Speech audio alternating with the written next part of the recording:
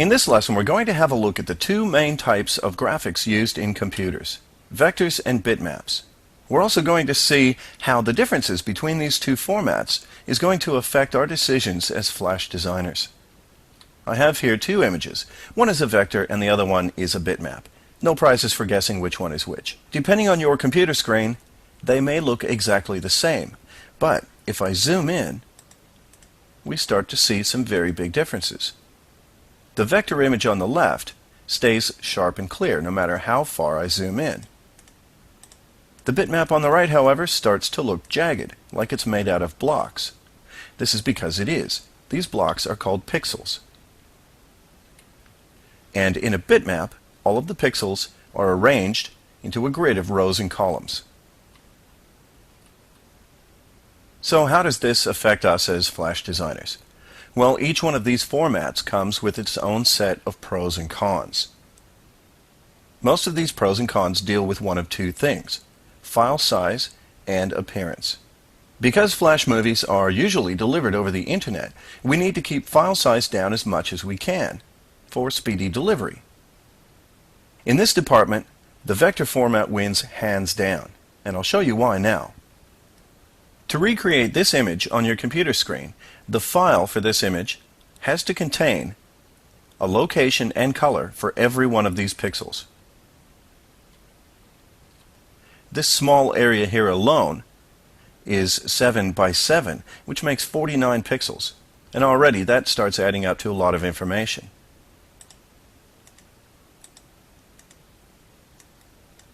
Now, if you consider larger images, you can see that these file sizes can quickly become huge. For vector images, let's have a look in the Flash authoring program. I have some vector images here. Let's zoom in on one and have a look at how it's constructed.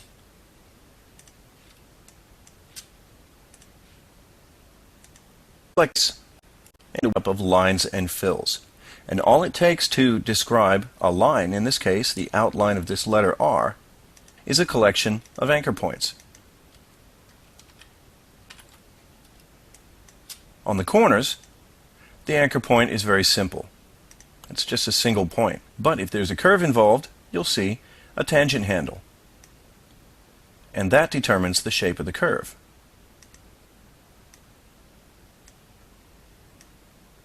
Then the outline is filled either with a solid color or a gradient. And all of this doesn't take very much information at all, because it's simply a number of points and a fill, as opposed to an entire grid of pixels. So again, the vector format wins hands down. But that's just file size. What about appearance? Well, for starters, oftentimes the vector format will look better because it's sharper and clearer. But what happens if you want to include a photograph? Well, they simply can't be recreated by vectors. You have to use a bitmap graphic for that. Because of this, you'll usually find that in Flash, for everything except for photographs, you'll use the vector format. Now, before we finish this lesson, there's one more thing that I should mention. Prior to the release of Flash version 8, there was another instance in which we would probably choose a bitmap over a vector, and that was when we wanted soft edges, or things like drop shadows or blurs. With vector graphics, you cannot recreate them.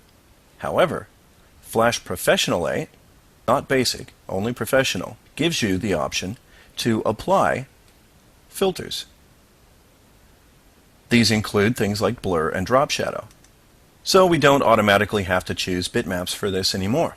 And that takes care of our lesson on vectors versus bitmaps.